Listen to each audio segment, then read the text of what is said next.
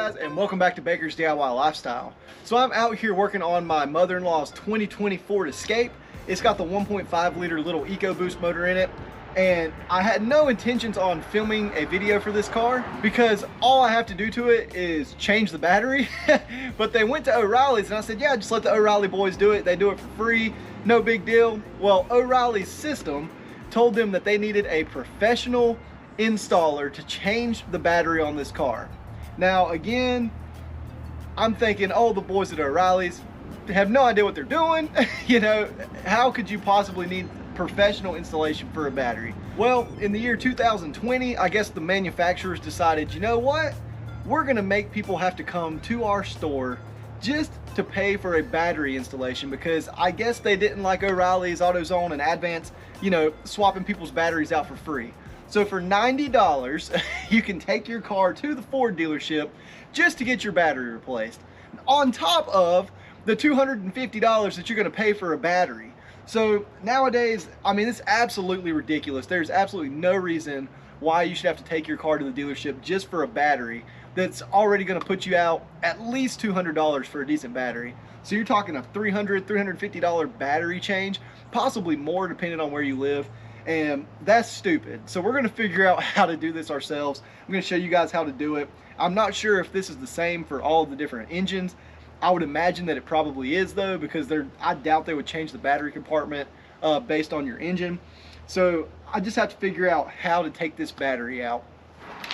So it's really hard to see exactly what I'm talking about in here, but on the back corners of both sides of this battery, there are little tabs that stick out, and they're probably, I don't know, 2 inches long, that wraps around the bottom of the battery and doesn't allow you to just lift the battery up. You can actually pick up on the front here, and you can see that the front doesn't have anything holding it.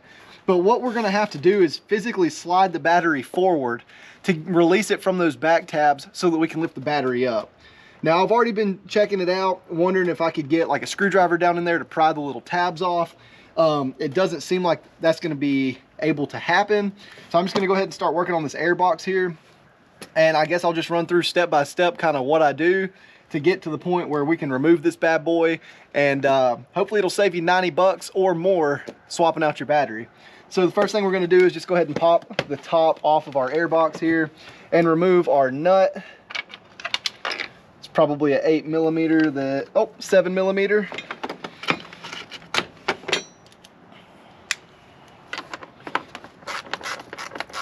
So we'll just loosen this clamp enough to get the top of the air box off. Go ahead and unplug your mass airflow sensor here, like that. And then this should just lift right off, and you might have to wiggle it a little bit, but as long as you have that clamp loose, it should slide right out. There we go. We'll just set that to the side so we don't have to take off any more of our wires. We'll pull the air box, or we'll pull the air filter out here. Try to set it somewhere clean. All right, now we are down to the base of the air box, and I just have to figure out where it is mounted, or possibly just give it a tug. So we're gonna go with the tug here.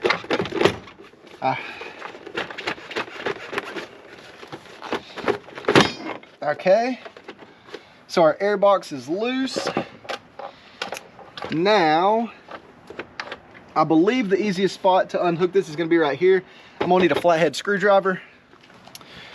All right, and I see 2 little tabs right here. So I'm gonna try to push the tabs in to release this section of the air box. So there's one half. See if I can get in here to the other one. The other one's kind of hard to get to. It's right up under the radiator cover here. There, I think I got it. I'll just kind of work this part out.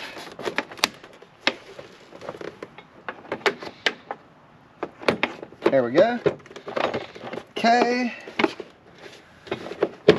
All right. Yep, so that was it. So it looks like we've got a pop tab here on the front, pop tab here in the middle, and a pop tab on the right side. So it's this corner closest to the battery, this corner closest to the battery, and right underneath the snout going up to the funnel. So that's where those tabs are.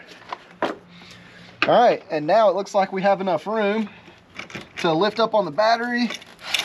Yep. All right, there you go. So hopefully now you can see this.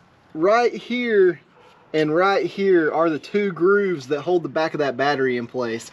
So you slide it in and set it down. I'm gonna go grab our O'Reilly's battery and see if it has the grooves as well. Hopefully it doesn't. Hopefully it just sits right in and you don't have to do this mess again. But give me just a second. All right guys, I'm gonna be honest with you for a second.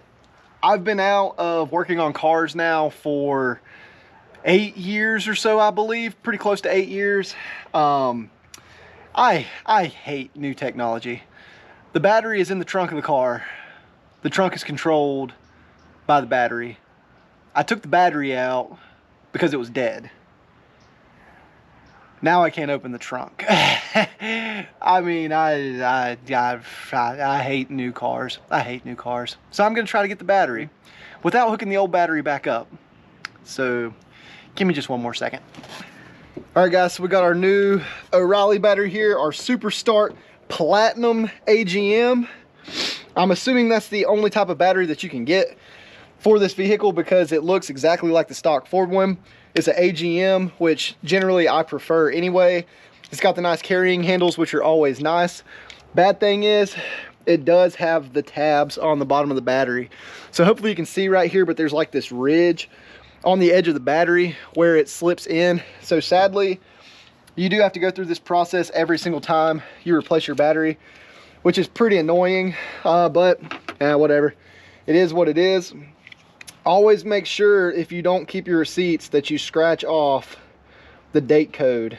So right here is January, and they're labeled 1 through 0, so it's 25. So we're gonna, or sorry, it's actually 2024. So we're gonna scratch off the 4 here. That way they know it was purchased in January of 24 for your warranty. Definitely don't forget to do that. But now we're gonna go ahead and try to slide this puppy back in.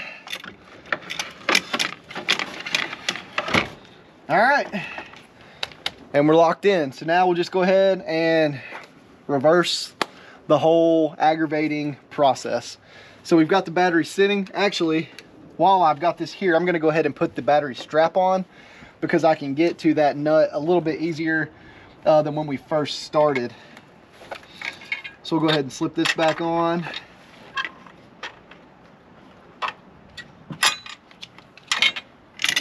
Put our handles down there. Beautiful.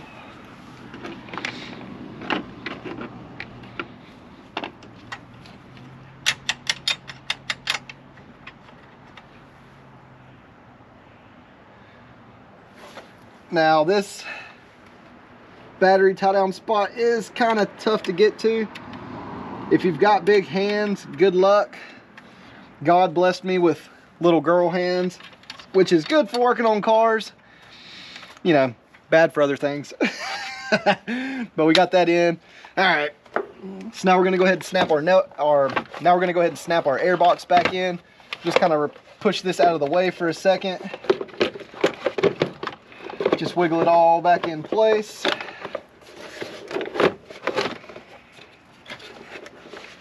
Okay, go ahead and try to get the snout hooked in first while we've got it loose.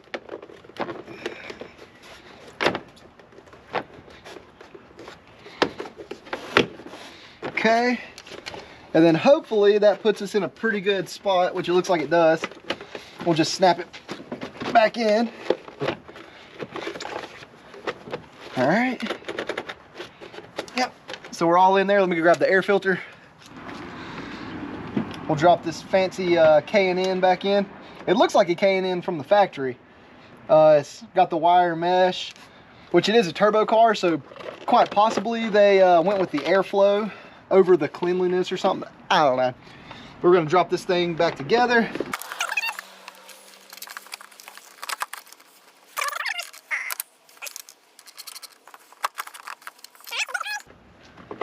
And then just make sure you got your tabs lined up. for that. And then your air box will shut right back down, and you'll flip your clamps back up to hold it. There's one, there's two. All right, put your mass airflow back together, tighten down your boot. Okay, and now we'll put all of our battery cables back on. So this is the beginning part that I did not film. This thing has a lot of little trinkets that I have no idea what they are. Again, never seen anything like this.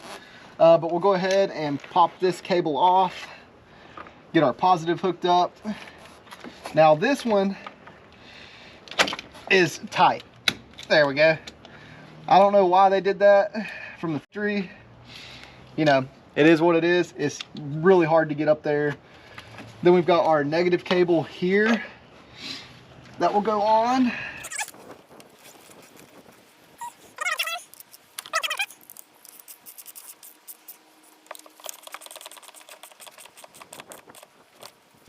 Okay, we're nice and tight there.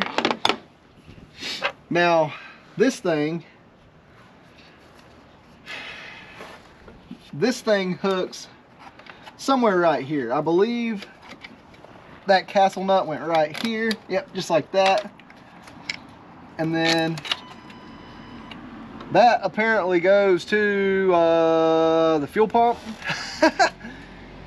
or something. Again, not real sure, but hey, it's hooked up now, right?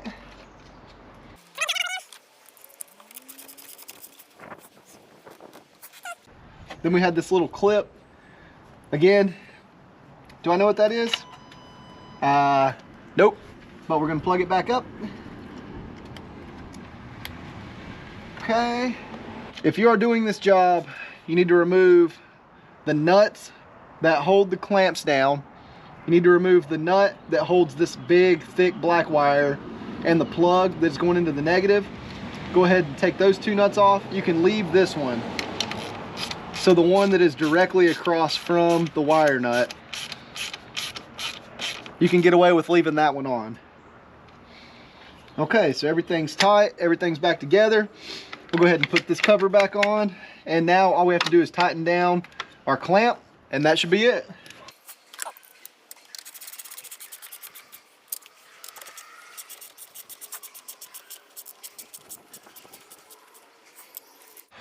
All right, guys, so there you have it. That is how you replace the battery on your 2020-ish model Ford Escape. I apologize that you have to go through this, but I guess that's the world we live in. We're just gonna make everything as difficult as possible.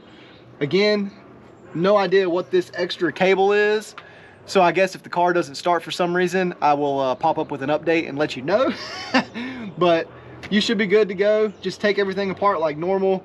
Luckily this wasn't too hard to take apart, but again, I mean, if you want to pay the dealership $90 minimum for 10 minutes worth of work, especially now that you have the YouTube video for it, be my guest. But I would not entertain any dealership that wants to try to take your money to change your battery. Yeah, welcome to America, I guess, right? But with that, I hope you guys enjoyed this video. I hope that it helped you out. Again, sometimes these impromptu how-tos are the best videos, so if you want to see some more of them, or if you see any more content that you enjoy on the channel, please be sure to subscribe and stick around and enjoy all of our videos. But with that, I'll see you guys in the next one. Thanks for watching.